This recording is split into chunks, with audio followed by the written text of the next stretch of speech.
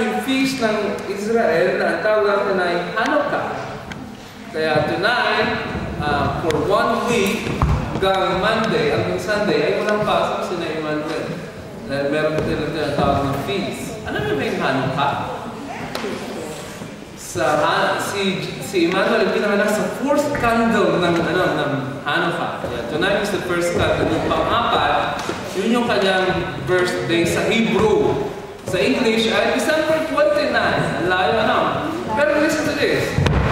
Itong feast na ito, yung Hanukkah, ay galing sa feast nila na minsan ay nawasak itong temple na ito at naubusan ng oil. Alam niyo, yung menorah ngayon ay hindi, gamit ng mga bata ngayon ay kandila. Pero in that past, ang gamit nila ngayon, sino ang gumagamit ng sa menorah nila ay oil? Oil, sa amo. Oil. Di ba oil ang ginagamit? Yung mga iba, Shemensite, olive oil ang ginagamit. At one time, listen to this, mga kapatid,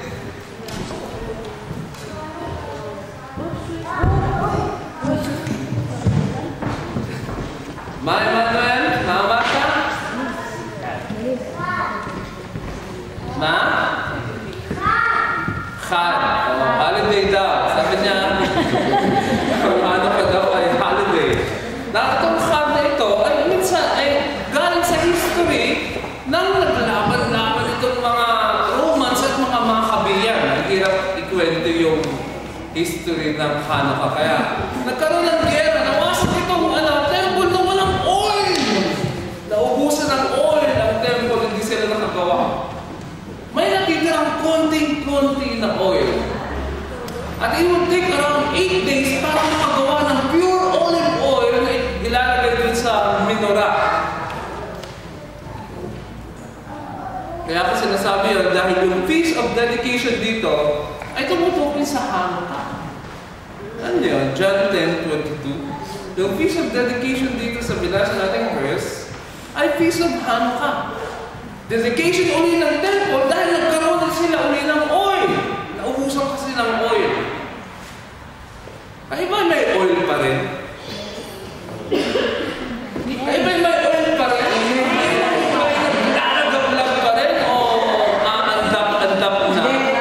Na malapit nang mamatay ang ilaw. Diba? Kasi hindi palagi. Tanungin natin ang sarili natin. Ako ba ang ilaw ko ba ay nagliliwanag? O aandap-andap na malapit nang mamatay? Now, listen to this. Habang sila, may 8 days na process para ma-prepare na yung olive oil. Wala nang oil, kundi kukunti na lang. Ang sabi nila, isang araw, 24 hours na lang yung light.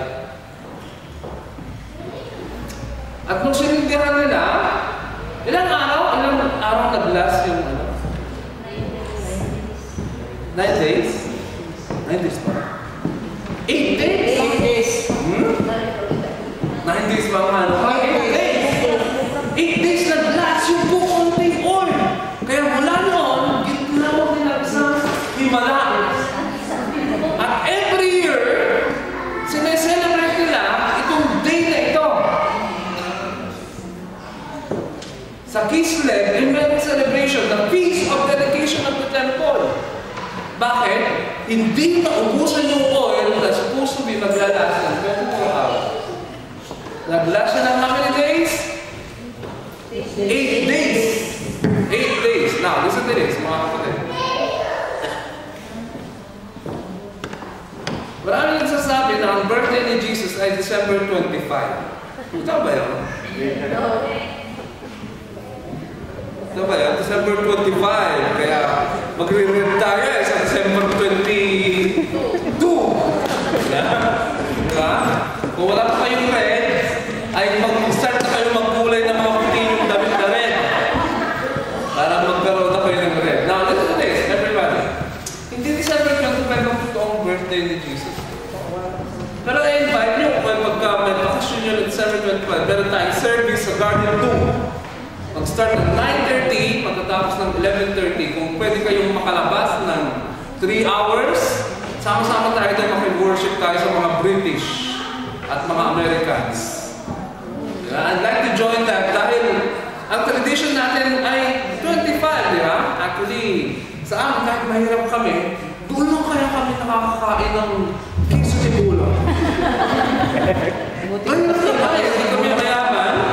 Actually, di ba nagkwento ko na sa inyo na ang ulam namin dati, pagka wala kaming ulam, ay mainit na kape, karas. Hindi kumimik sa mitay asukal. Sino na nakatry na sa inyo? Hallelujah! Diyan pa nag-iisa! Hallelujah! Sa hirap ng puli namin, wala kaming ano. At kumisan, makinig. Kumisan, mga kapatid, habang ako'y kumakain ng asukal na may rice na may kape, nag-i-imagine ako may tuyo. Nag-i-imagine ko na, walang tuyo eh. Kaya nag-i-imagine ko na, mahirap lang kami. Pero sa December 24, ng Christmas Eve, may queso de bola kami. May mansanas, may mga iba-ibang prutas. Sabi ko, ang panaginip ko palagi Christmas Eve. Dahil kahit wala kami pera, somehow, pinag-iipon na ng mother ko na yung 24th ng gabi ay isang celebration. Meron kami dalawang pinaikot na manok. Sabi ko, wow, sana ito hindi na magtatapos ito. Kaya kahit midnight kami gigising, pakakain. At wala kaming table na dyan sa floor naman kami. At enjoy na kami. So isa na, tatlo kami sa family, my older brother ko, at ang mother ko. My father died when I was a very young child of 2. I was 2 years old when he died. Kaya kami palagi nagsiselebrate ng Christmas. At every year yun, every year. Ang mother ko is so wise enough na pag November na, iniipon niya yung pera niya para may celebration kami sa 24. Now, the sad thing is, walang nakakaalam ng exact day nung pinanganak si Jesus. Yung pinasa natin verse kanina, nabasa niyo ba yung winter? Yeah, winter time. Sabi ko. Then, the feast of dedication came at Jerusalem. Saan siya ginaganap? Jerusalem. It was winter. Listen to this. Winter down. Na marami sa sabi ng December 25, pero wala namang December 25 ng panahon ni Jesus. Listen to this. Wala pang Gregorian calendar ng panahon ni Jesus. Bago pa lang yan na invento. Now listen to this. Meron akong tsuri. Ito yung tsuri ko lang, ano? Sino nakakaalam kailan namatay si Jesus sa cross? Alam kong Lenten season? Alam kong Good Friday o Good Thursday. Anong season sa Hudyo ang pagkamatay ni Jesus? Sa cross. Alam mo kung sinasabi? Pesa. Passover. Nung Passover, kaya pag ano natin, kung isang mali yung dating natin, ano? Ang tunay na pagkamatay ni Jesus Christ ay nung Pesa. Yung last meal niya, yung sa nasabi natin, Last Supper, is a Lila Seder. Jewish na Jesus. Bago siya pumunta ng Garden of Gethsemane, gabing yun ay Lila Seder. Kaya medyo lasing sina Peter, James, and John. Kaya natulugan nila si Jesus, nag-pray si Jesus. Yung mga nag-pray si Jesus, natulog si Peter, James, and John. It was Lila Seder. Another question. Anong feast sa Hebrew nung bumaba ang Holy Spirit doon sa upper room? Anong feast? No. Anong feast sa Hebrew, anong Hebrew feast ang naganap nung bumaba ang Holy Spirit doon sa upper room? Feast of Weeks? Feast of Weeks, Shavuot. Ang tawag natin sa ibang salita, sa Grego pala nila is Pentecost. Nakita niyo, nakukonect niyo ba? Yes. Nakukonect niyo? At meron pang isang major feast isa sa Israel, di ba? Isa ay Pesach, isa ay Sukkot. isa ay Pesach or Passover, isa ay yung sinabi natin, Feast of Weeks, Shavuot, at isa ay yung Sukkot. Di ba? Sukkot ay yung gumagawa sila ng mga, di ba? Feast of the Tabernacle. Tabernacles. At kita-kita mo sa daan, sila kumakain dun sa loob. Yeah? Now, listen. Yun yung pangatlong feast. Ang sabi ng mga maraming Bible-believing Christians, sabi nila, ang Sukkot daw is probably during that time, Jesus will come again. Nasaan na, di ba? Yes.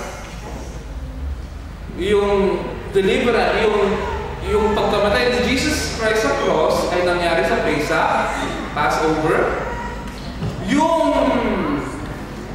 Yung pagbuhos ng Holy Spirit sa mga 120 believers na nag-play sa upper room ay naganap ng Feast of Shavuot.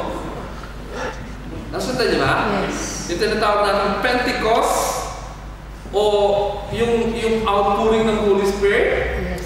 Tapos, sabi nila, yung tabernacle, between that 8 days or 9 days, ilang days? 7 days, na nasa suka sila, somehow, Jesus will come again on that time. Pero walang nakakaalam ko anong day. Now, listen. Meron akong turing, mga kapatid. Kailan ang birthday ni Jesus? I submit this to you, my dear friends. Diba na-rebuild yung temple, may temple na tapos nag-lash yung oil for 8 days. Isang himala. Ang birthday ni Emmanuel, 4th candle. Palagay nyo, anong number ang pipiliin ni Jesus? Ano siya yung mga? 7. 7th day. This is my truth, mga kapatid. Hindi to ito, wala sa Bible na eksakto na on the 7th day of Hanukkah, pinanganak si Jesus Christ. But listen to this. Meron akong first evidence, it was winter. Winter ba ngayon? Yes. Obvious ba? Nakasweater. Lamig eh. It was winter. Second, si Jesus, merong significant na nangyayari. Listen, sa Jewish people, sa buhay niya, may nagaganap may peace sa mga Israelite, sa buhay ni Jesus, may nagaganap din. Nung siya'y namatay sa cross, nung binuhos niya ang Holy Spirit, sa muli niyang pagdating, Sukkot, and this is it, submit to you, my dear friends, sa Hanukkah, on the 7th day, ay tunay na December 25. Now, wala akong proof na yun talaga yun dahil wala kang kakaalam na hindi yun exact. But I submit to you this, my dear friends. I believe ang birthday ni Jesus is Hanukkah. Yes. At hindi first day, hindi 8th day, hindi 4th day, katulad ni Emmanuel, kundi 7th day. Wow! 7th day. Bago yata ang turo to. Mag-listen to you sa dear friends. Anong mahalaga doon? Mahalaga ba yung date? Kaya kung minsan pagka-Valentine, sabi ko, Merry Christmas. O di ba sa mga Pilipino, September pa lang, ang bati natin ay pagka-dumating yung mga burn months, ang tawag natin ay Merry Christmas. Yes. At mamaya, pagkatapos ng offering natin, si Ate Miss ay tatayo dito at Merry Christmas kami. Dahil habang tayo nagsasaya dito sa presence ng Lord, may mga umiiyak doon ng mga namatayan sa bansa. And I believe it's not proper na tayo nagsasaya at may mga namatayan doon na hindi tayo tutulong. I'm going to do this for 2 times. This week and next week, you can still bring your extra offering para dun sa mga namatayan. We have people na magdi-deliver ng mga goods. May mga wind workers na Davao na pwede idala yung ating mga goods doon sa mga nasalanta. It wouldn't be a large amount of money, but I want you to do your best. Listen to this, my dear friends. Hindi mahalaga yung date. Yes. Yung date may be anytime. Di ba? Pero I'm sure, taglamig. Hindi summer. I'm sure si Jesus ay hindi pinanganak ng summer. Pinanganak si Jesus ng winter. Sino nakapunta na sa Bethlehem? Yes. Sino nakapunta na dun sa ilalim ng mga shepherd's field? Yes. Yung mga underground. Alam niyo, sabi ng Bible is I-N-N. Alam niyo ang bahay noon? Ang bahay noon sa ilalim ng lupa. Ang bahay noon sa kuweba. Basta bakit gano'n? Inuukit nila yung kuweba at doon sila tumitira. Bakit? Dahil sa ito, pag tag-init, yung kuwebang yon hindi na-apektuhan ng matinding init. Pag tag-lamig, dahil sa kapal ng kuweba, hindi ka agad tumapasok yung lamig dun sa loob. Napansin niyo ba yun? Na yung mga paulit-ulit na nakapunta ko, hindi ko na mabilang. In fact, hindi ko na binibilang yung pagpunta ko sa Bethlehem. Itong, kailan trip natin? 23. Hindi sasama. Amen. Ang di sasama, malapit na maging Palestine yan, hindi na kayo makakapunta. Sorry na lang kayo. Ako pupunta. Habang bukas, pupunta pa rin ako. Pag kayo may visa na, siguro magigidadalawang isip na ako. Pag kayo na separate na sa Israel at nagkaroon na ng partition, yan ay Palestine na, mga 500 ang entry mo pagka pupunta ka ng Bethlehem. 500 shekels. Kaya habang libre, punta na tayo. Ano? Pagka may bayad na, yung mga gusto pupunta kayo lang. Ano? Now, listen to this, my dear friend. Si Jesus, yung peace ng Israel, ay may relationship sa buhay ni Jesus. Kung may peace ang Israel, may significant na pangyayari sa buhay ni Jesus. Yes.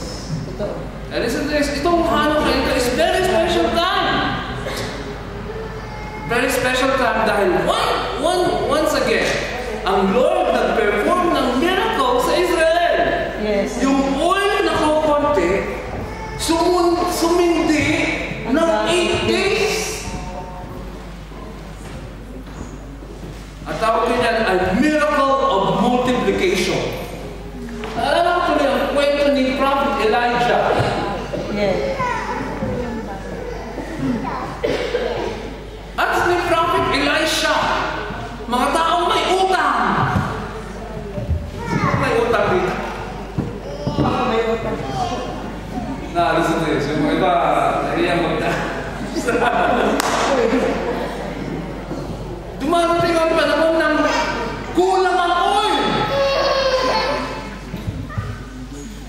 Listen, pagka marunong kang makinig sa salita ng Diyos at sa pinapagawa ng Diyos, i-multiply ng Lord yung oil mo. Amen. Amen. Bakit tayo natutuyuan, nawawalan tayo ng oil sa buhay natin? Hindi ka nakikinig sa sinasabi ng Diyos. You want to do it your way. Parang katulad ko si Frank Sinatra, I did it my way. Ngayon, listen to this, my dear friends. Pag yung way mo ang gagawin mo, huwag kang maghanap ng provision ng God. Only when you follow God's way, then expect God's provision. Amen. Kung minsan gusto natin, dumating yung blessing sa atin na wala tayong ginagawa. Tahimik dito sa Presbyterian Church na ito. Kaya parang, ang gusto natin, wala kang ginagawa, ay bless ka ng Lord.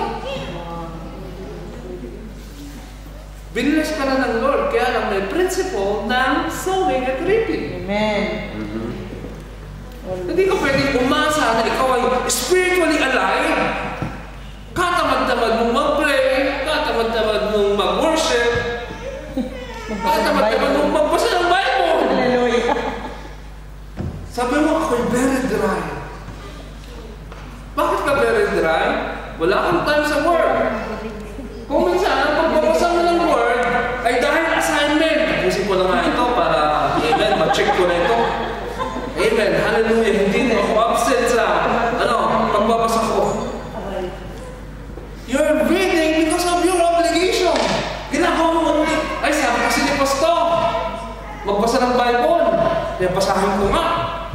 Pakipaalam ko ako ni Sister Luz. Basahin ko lang, baka pinakoteksan. Hindi ka nagbabasa to feed your soul, your spirit.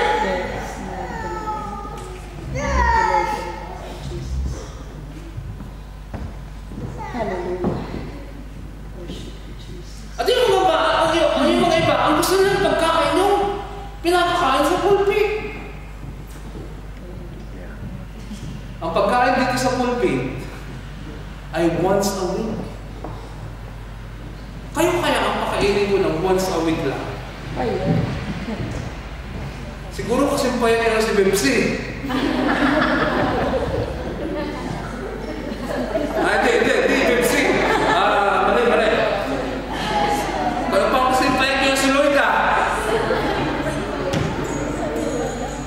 Listen to this, my dear friends. Pwede bang kakain ka once a week lang? Kakain mo makakain nga ng Sabado ng gabi lang. And throughout the week, wala kang time mag-pray, wala kang time magbasa ng Bible. Ang sarasyon mo, ay mahal pa rin naman ako ng Lord kahit ako hindi magbasa ng Bible. Totoo yun, mahal ka ng Lord. Kaya lang, kapalitan mo na. Ano kaya mga kapatid? Kunwari tayo lahat mabuksan yung mga mata natin. Tapos lahat ng mga hindi nagbabasa ng Bible, makikita natin yung spirit nila ay mga paya. Siguro lahat magbabasa, Kasi tayo. Dahil Sabado na, makikita ko ni Sister na payat yung spirit ko. Lahat siguro magbabasa. Pero dahil walang nag-check, di naman chinecheck ni Pastor, di naman ako tinatanong, nagbasa na ba ako ng Bible? Ako ba ay nag-pray na, o nag-worship na, wala naman nagsasama. Sabi na, okay lang. Okay lang, hindi gawin. No wonder, kapatid, wala kang growth. Saan yung ibig sabihin ko? No wonder, 5 taon ka sa church na ito, ikaw parang wala ka parang magdala kahit isa. Bakit tatahimik dito? Thank you, Lord. Magkakabunga ka pagka meron kang encounter, relationships sa God, every day. Hindi ako naniniwala na imposible gawin yun. Kaya mo kayong pumasok sa work mo. Sino nakalive out dito? Pagkataas ito. Live out? Okay. Kaya mo kayong pumasok every day. Ang hirap kaya ng live out pagka winter. Diba? Ang sarap matulog. Diba? Kaya, minsan naiingit ka sa mga live-in dahil mga live-in, umihilig pa, ikaw nagigising na makapag-shower at papasok na. Yung mga nasa live-in, tulog pa, ayaw pa magising. Diba? Tatawagin siya ng amo. Allen, no! Sabta, rega. Old Hamish na po. Nakatulog na siya 15 minutes. No! Pagod na yung matanda. No! Sabi niya, Sabta, old bugdang! Laktesya! Ang buhat ng matanda ay Tesha. Ang gising niya, Tesha. Tesha pa lang na. Listen to this, ang sarap kaya ng live-in, live-in. Ang barkada mo, isilapi mo. Siya ang last mong kasama kagabi, siya pa rin ang unang mong mamimit. Kailan silapi? Laptop. Laptop. Mga ito nakatingin sa akin. Parang kahit sa akin. Trabaho ko to. Walang personalan. Trabaho lang. Listen to this, my dear friends. It's okay. I also do that. I open my mobile phone. Anong greeting ko ngayon? Sabi ko, marami na akong nalampasa. Ano pa yung babasahin ko today? Palagi din ako, I'm using may regalo sa akin si Pastor Ferdy na iPad. Diba nasabi ko sa inyo na, sarap magbasa ng Bible pagka ginagawa mo. Nandi kayo na pa. Kasi pagka ganyan mo, kasukat. Kaya ang meron na style na yun Meron na style na yun Sino ang katulad ko ngayon? Kanya magbasa doon. Amen. Hallelujah. Meron ako isa. Now, listen to this, my dear friends. Pag hindi ka hindi mo pinapakain yung kaluluwa, hindi ka mamumunga. At this is this, I submit to you my dear friends, yung oil mo ay pababa ng pababa ng pababa. Manuel! Manuel Motek! Manuel! Manuel, gusto mo? Mukha? Mukha? Mukha? Huwag na yan? Okay. Low bilakats. Low balakats. Low bilakats. Now, listen. My dear friends. Yung oil mo ba ay pwede kang mag-share sa iba? O yung oil mo ay kulang lang para sa iyo? Alala niyo yung sinare ko last week? Yung 5 foolish virgins at 5 wise virgins. Yung mga 5 foolish virgins, wala silang extra oil. Diba? Yung mga wise virgins, sabihin niyo, my dear friends, meron lang sila para sa kanila. Pero pang share,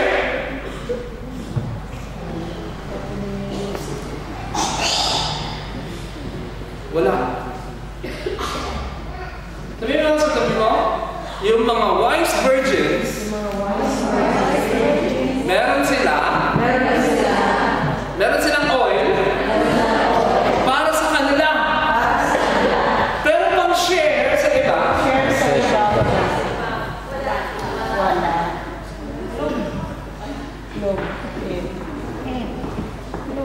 alam mo kapatid, itong generation nito, itong panahon natin ito, pag wala kang oil,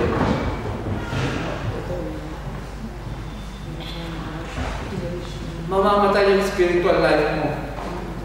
Ngayon, pag ang oil mo ay para sa iyo lang, wala kang pang-share, may mga lalapit sa iyo, wala kang maibibigay. Wala kang oil eh. Yung oil mo is only enough for you. Pag may nanghingi sa iyo, pahingin nga ng oil mo, sabi mo, itong oil mo nga, kulang na nga eh. Pumunta ka at mamili doon at bumalik ka.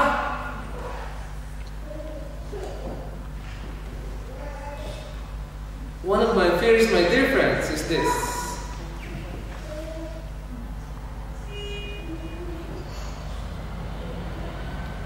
Sino kaya sa atin ang may extra oil? Na kung may lumapit sa iyo, ay mabibigyan mo ng oil sila at hindi mo ipapadala para bumili. This is Hanukkah, my dear friends. Itong kandila ni Emmanuel ay kandila, hindi totoo. Ang tunay na Hanukkah, punta kayo sa religious place, mga oil talaga yung pinupul nila sa mga ganyang mga cups, mga candlesticks. Hindi nga candlesticks dahil minura. Diba? Meron silang mga, ang tawag natin, mga bottles na ganito. Tapos pinupur out ng oil. Ito nga, pambata lang yan eh. Ang totoong Hanukkah ay mga oil lang ginagamit. Question. May oil ka bang isi-share? O yung oil mo para sa iyo na? Dahil pag ang oil mo para sa iyo na lang, konting uba ng kaawa. Bagsak ka na. Tatalikod ka na sa Diyos. Iiwanan mo ng gawain. Kakalimutan mo na yung ministry.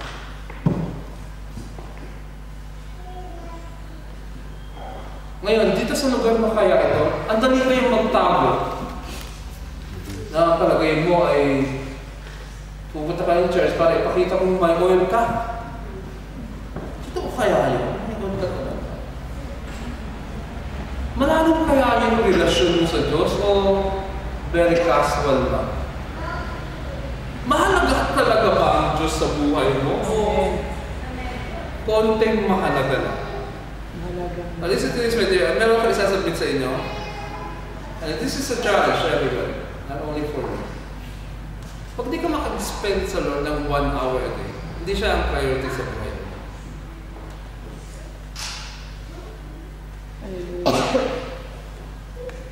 Amen.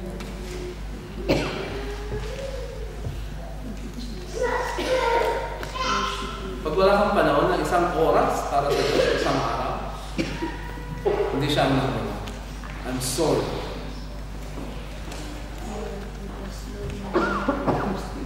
At I believe dito sa panahon ito, God is calling us back into prayer. Ito kung mahal tayo ng Lord, kahit hindi ka mag-pray, oo. Pero meron ka bang nagbibigay ng oil sa mga iba?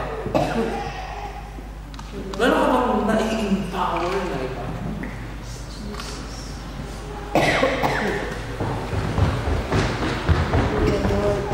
I will never forget, listen to this, 4 days before magkaroon ng rockets galing sa Hamas, we were praying doon sa faith house. We were praying about our worship being a shield, not only over our families, but over Israel. I have a very strong impression. Sabi ko sa mga nag-pray, I wish you could see something in the spiritual realm, what's happening. Habang nag-worship tayo, something's happening up there. Yung mga angels there battling the enemies of the Lord. At I feel something is going to happen. And after 4 days, that's Wednesday, started to rain rockets from Gaza. At this is my interpretation of what happened. Siguro, yung prayer namin, ginawa namin sa Sunday, yung mga nakatoka sa Lunes, Martes, ay hindi nag-pray. Kaya natuloy yung war with Hamas. And 3 Israelis were killed. And I believe, how many Palestinians were killed? Thousands. Thousands. And you know what happened there? Merong mga tao na toka na lang mag-pray, hindi sila nag-pray. Dahil alam nilang mahal sila ng Diyos, mag-pray sila o hindi, and they choose not to pray. Alam mo, totoo yun? Naniniwala ba kayo na mahal kayo ng Diyos kahit hindi kayo magbasa ng Bible? Naniniwala ba kayo na? Amen. Sino naniniwala na mahal ka ng Diyos? That's true, ha? That's true. That's not lang. Kahit ikaw ay hindi nag-pray, mahal ka pa rin ng Lord. Basta mo ito, totoo yun. 100%. Pero hindi mo ma-experience yung fullness ng love ng God. Hindi ka nag-yes. Hindi mo ma-encounter ang Lord pag hindi ka nagbabasa ng Bible. Kazak.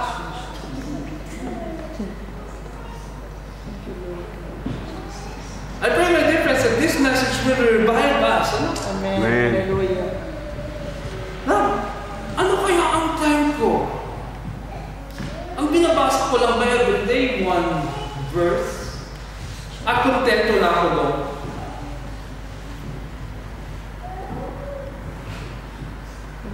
Ngayon, di ako galit ha. Trabaho ko to.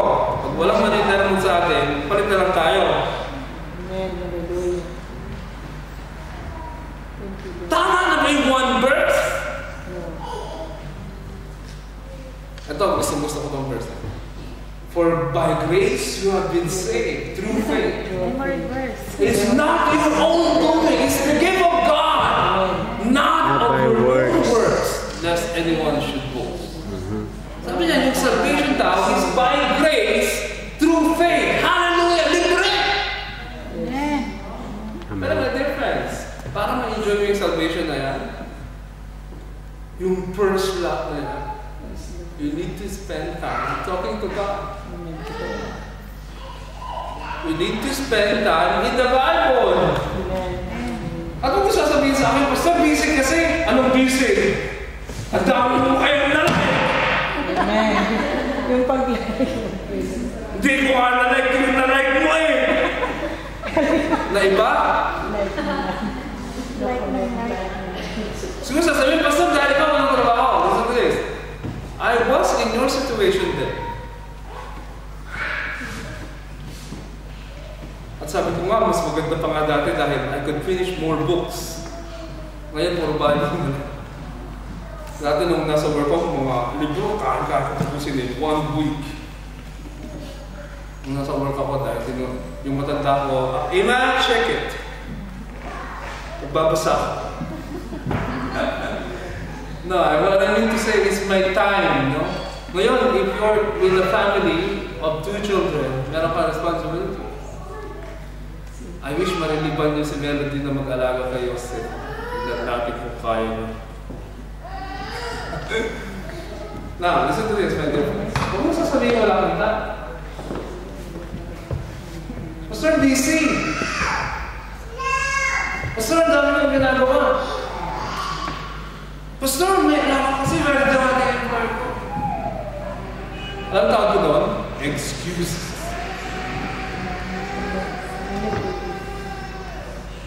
Pag ayaw mo, maraming Dahil pag gusto mo, may pa. sabihin mo kasi kami mo, pag ayaw, pag gusto mo,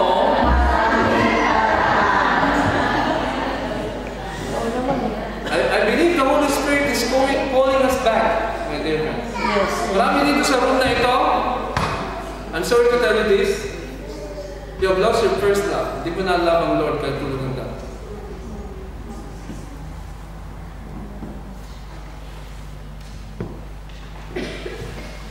Masakit bang sabihin dito sa pulpit yun? I'm going to say it frankly. Hindi mo na mahal ang Lord katulad ng pagkakas. At alam mo yun, you know it in your heart. Yes.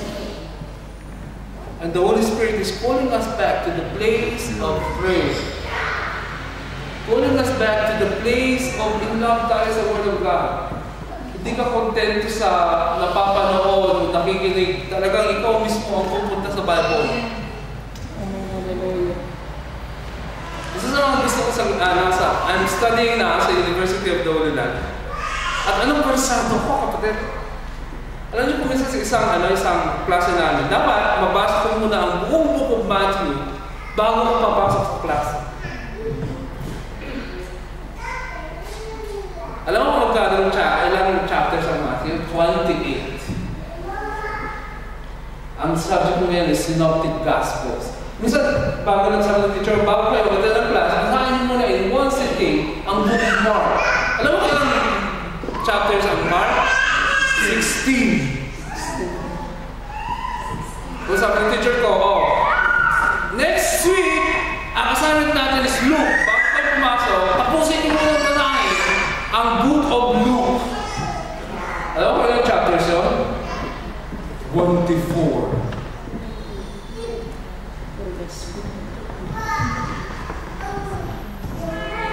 I'm not telling that to boast. I'm telling that to challenge you, my dear friend. Yung love mo sa Lord, yung oil mo ay hindi mag-uumapaw pag hindi mo bibigyan ng time ang salita ng Diyos at ang pananalangin. Pag hindi Diyos ang una sa buhay mo, gusto ko yung awit natin eh.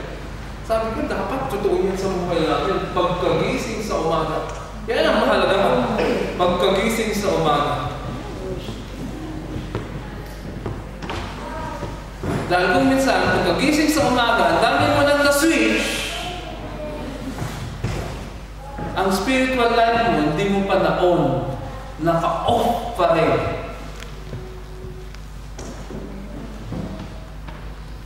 But now tonight, my dear friends, this is God's message. It's about Hanukkah actually.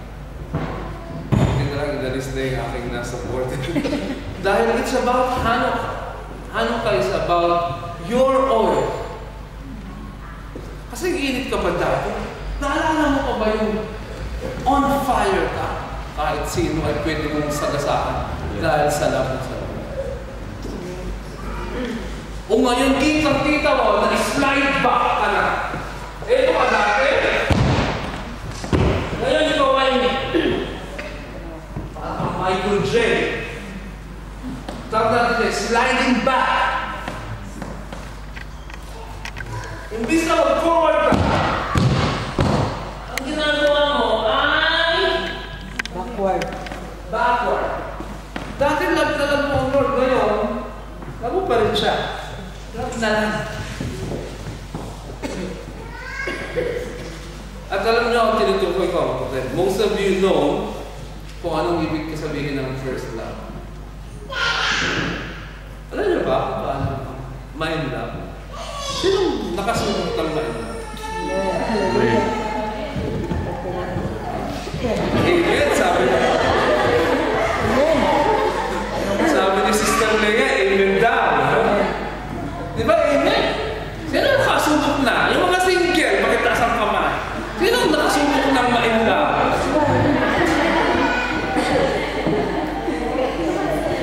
Kaya, pag hindi niyo pa alam kung paano mind love, i-share ko sa inyo in 2 minutes. Pagka ikaw ay mind love, kapatid, ang laging naisip ko yung tao yun. Yung tao yun, yun ang parado mong nasa isip.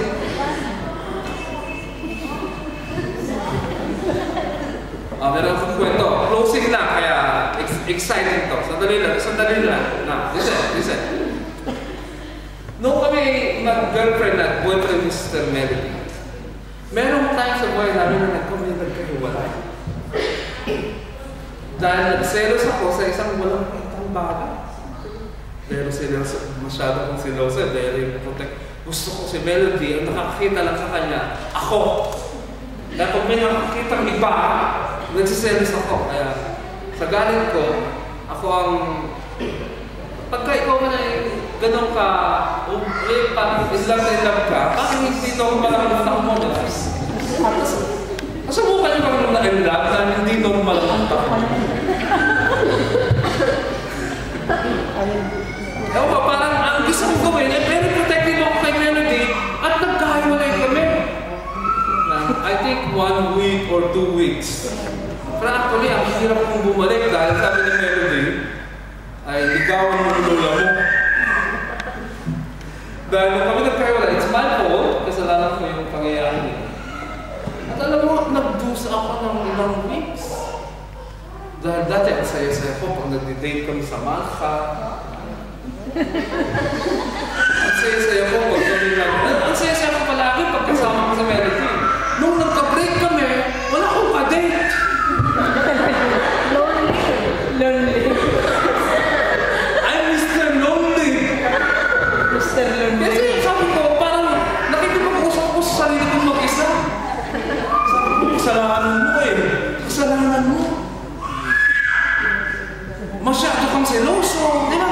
Ang sinisisi ko sa sarili ko, pag naaalala ko si Melody, kung naiiyak mo mag-isa.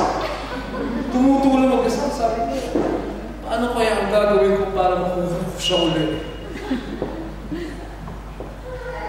At ano palagi kong iyak. Sabi ko, ano kaya gagawin ko? Sabi ko, pumunta ko sa work niya. Pinausap ko yung employer niya, pwede ba akong pumunta? Wala kayo doon, yung matanda na. Sabi niya, okay, punta ka. Boundaries. Sabi ko, opo. Tinanmigo ako pabalik. Sabi niya, hindi ko nang madali. Yung paghihiwalay, naghiwalay kayo, tapos babalik ka kaagad? Ano ako? Hindi ganon. At nagdusa pa ako ng ilang linggo kapatid hanggang tinanggap niya ako. At yung buong pagdurusang yan, siya palagi ang nasa utak ko. Ang palagi ko, ako'y masisiraan na ng bait. Dahil kung minsan nagsasalita ako sa sarili ng maling-mali yung desisyon ko. Maling-mali yung ginawa ko. Diba? Parang kung minsan sabi ko bakit ka ba ganyan? Tapos naalala ko sa sarili ko, sino kausap ko? Wala pa lang nasa paligid ko. Ang tawag ko dyan, kapatid, in love. Kaya kayo mga kabataan, pagka kayo nag-away lang sandali, hindi na. Hindi ako naniniwala sa love.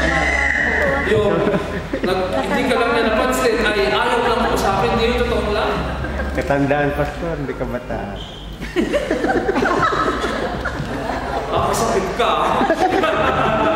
Yung mga bata ko kayo. Listen. Pag hindi ka nasasaktan, ang totoong in love ay ganito, kapatid, palagi mo nasa isip mo siya.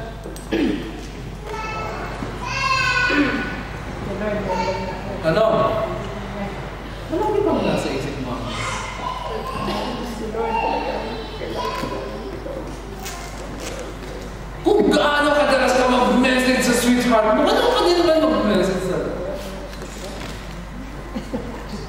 I love you, Lord.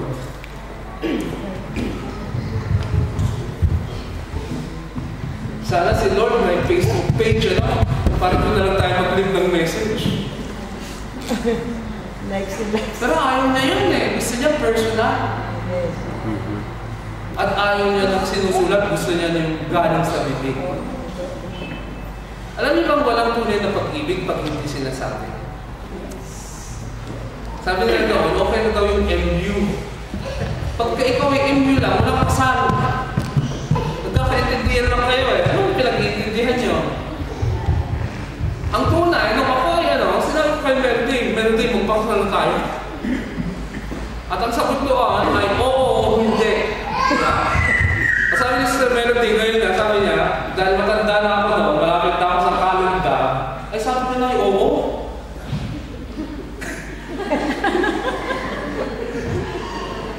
Sabi ko, hindi ko naman yan talaga lang. Kaya lang, malapit na akong matapos eh. Baka, ito pa ako, hindi pa ako nag-asawa. Kaya, sabi niya, sige, mukhang matino naman to eh, may buhok pa. Kaya, pinakasalo na kami nila. And listen to this. Ang totoong love, true love, never dies. Yes. Alam niyo ba? So many times I brought Melody hurts and pains, and she did never leave. I had a lot of pressures in the ministry, and I have only one person I can confide. That's my wife. And listen to this. If she's not strong enough, she would have left me and changed me with another good-looking man with some hairs. But my wife is one of the best wives in the world. Oh yeah. For me, she's the best. Deserve it. You would never know, you would never know the trials a pastor will go through. Unless you are in my place, you are never going to experience the things that I went through pastoring a church. Now, I love pastoring because it's my calling from God. But without the support of my wife, I would have left the ministry. For me, second to my relationship to the Lord Jesus Christ, my wife is my best relationship in the world. Amen. Ngayon, magtawag ka, kailangan mong tumalakap doon dahil nabit ng palapakan nyo. No, dalawa lang.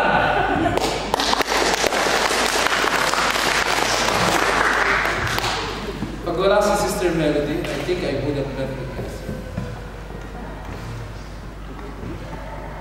Naalala ko one time when I visited Ate Luz, and we were crying. She went through a very small operation. In fact, compared to Sister Loida, it's nothing. But she had this appendix cut out. And I went to Sister Luz and visited her. And we cried.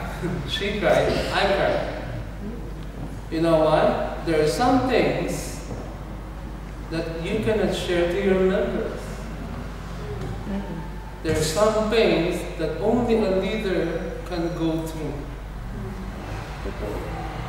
And when you are weak, you cannot show yourself weak to your people. Yes. You are the only person they're looking up to. And I'm looking there, I'm sitting with Ate Luz, and she was crying. And I know in my heart, she wouldn't cry to you. She could cry to me, but she wouldn't cry to anybody. Because we look up to her as our source of strength. And listen to this, leaders, we have lots of pains. Come help me in Tel Aviv and experience the pain that I'm going through. And tell me if you want to pastor again.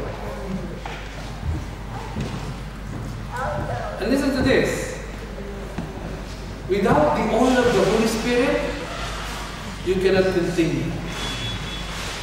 Brethren, without your wife, without your husband, without your family supporting you, you cannot finish the race. Are you here with me? God connected us together so that, listen, God connected us together so that we could bring strength to one another. I could challenge you, encourage you.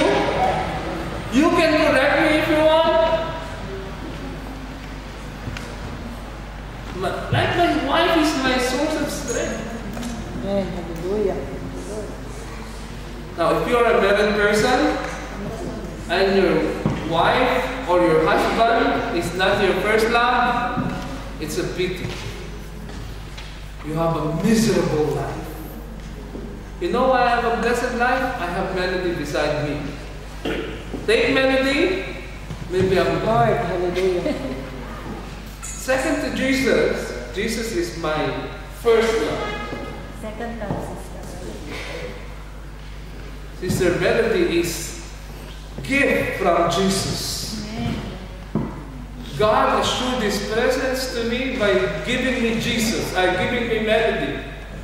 Melody is very important in this ministry. Pastor, why? Because without women, men are failures. Pastor, bakit yung mga single? Ay, nagtatagumpay naman, o magtatagumpay ka. But you can minister to only such level. You cannot touch families.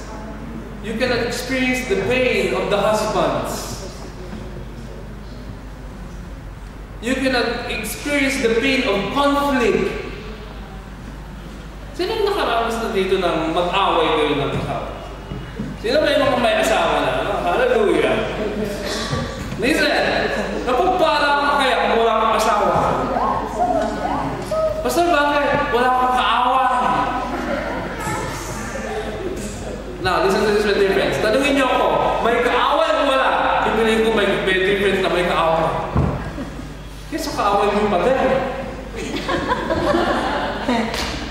Gusto ko kaaway ko yung asawa. At least mayroong tao, usap, di ba? Eh kung kaaway mo iba po, ikaw kasi! Iba na yan, Pastor. Mentalist ito. Delikado. Now, listen. Kaya sabi ni Paul, maganda kaya yung mga single na nagsaserve sa Lord. Maganda kaya na mag-asawa. Now, listen to this. Pero pag single ka naman, pag ikay nang hina, ano papalak sa'yo? Ito. Mag-asawa ka lang. Asawa na lang talaga. Pag nanghina ka, sino tutulak sa'yo? Ito yun, ano. Nakaya mo yan! Alam mo gagawin mo? Pupunta ka sa mga barkada mo. Yeah. Sa mga churchmate mo para mag-draw ka na ang strength. Yes. Pero pag ikaw yung may asawa, yung asawa mo, encourager mo. Nandito pa ba kayo o wala na kayo? Nandito na po. Nandito na kayo. Now, listen to this. I'm telling this to you because this is very important. Thank you, Lord. Mag-asawa ko. Asawa ko, pastor. This is very important. Sabi mo, Pastor. Your first relationship is with God. Amen. If you are married, your second relationship must be Wife or husband. your wives, your husband. Because if not, you're going against the will of God. God has brought you together. You fell in love with each other, and you know, in covenant marriage, we say, "I will love you in riches and full poverty, in health and sickness." Di ba? Ano pa? In riches, richness And poor. and poorness, till Ba't hindi ba yung did? now, you know, the covenant term says till death, not till divorce. Oh,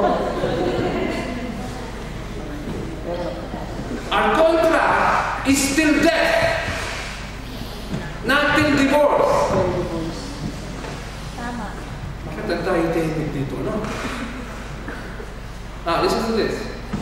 I'm challenging you, my dear friends. If you're not in love with the Lord so much, it's time to get in love with the Lord. Amen. And I have one advice. If you can spend 1 hour with God, you don't love Him. Pastor, why do you say that? Sabi ni Jesus, sa Garden of Gethsemane, He came back to His disciples, Peter, James, and John.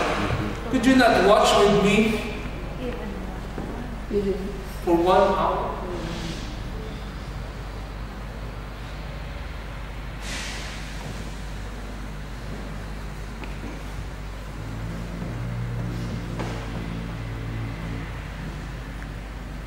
I would like to repeat the same words that Jesus asked His disciples to you. Could you not watch with me? Could you not pray with me for 1 hour? I leave that as the word of the Lord for you tonight. Could you not pray with me for 1 hour? Maral, ha?